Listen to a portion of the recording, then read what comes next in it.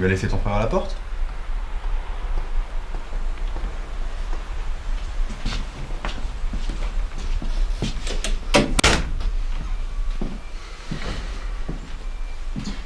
Je te dérange? Dis donc, t'es encore couché tard hier soir? Écoute Vincent, si tu veux, je peux repasser plus tard. Oh ta gueule. Quoi? Tu sais très bien que tu vas pas repasser plus tard. D'ici 5 minutes, tu vas passer tes mains autour de ma gorge et tu vas faire craquer ma trachée. T'es venu me tuer, Nicolas. Mais tu débloques! Arrête la vodka, je suis juste venu récupérer mon... Ta gueule! T'as oublié à qui tu parlais? Tu parles à Nostradamus Junior, connard. Je vois l'avenir.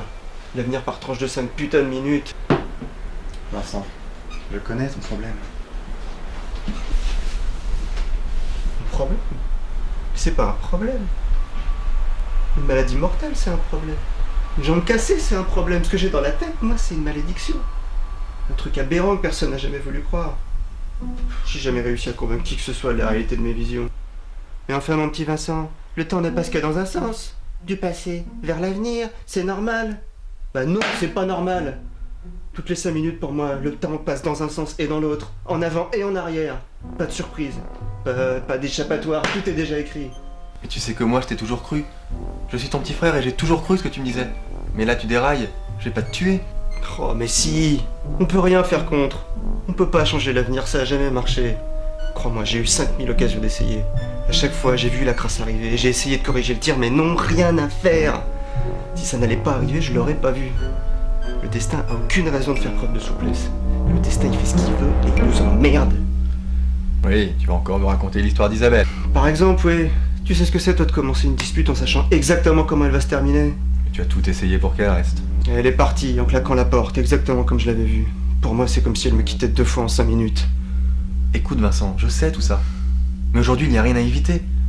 J'ai aucune intention de... Comment t'as dit déjà? Faire craquer ta trachée? Tu sais, quitte à ce que tu m'étrangles, je préfère t'avouer 2 ou 3 petits trucs dont t'as certainement pas conscience. Mais arrête!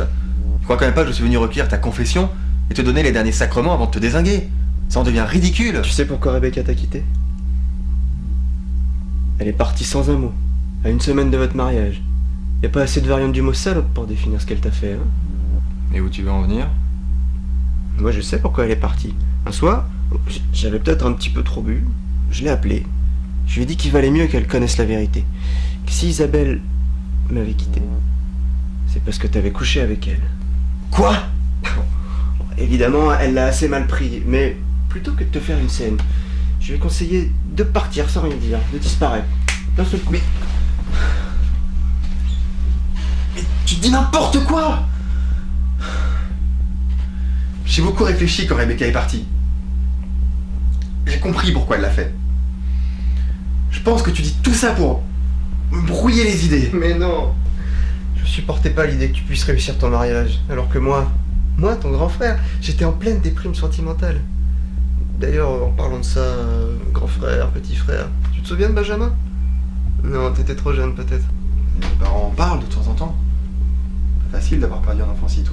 Ouais, il avait 8 mois je crois.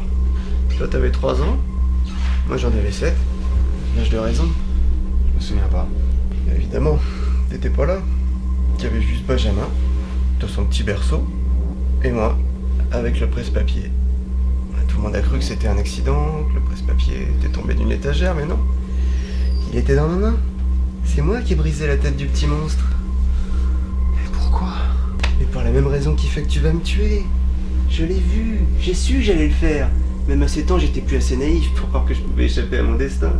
C'est comme l'oncle Frédéric. Oncle Fredo. Tu croyais que le cancer l'avait eu, hein? Mais non, c'est moi qui l'ai débranché, tonton Fredo. Il allait changer son testament en ta faveur, soi-disant que j'étais un bon à rien. Oh Dieu! Comment tu...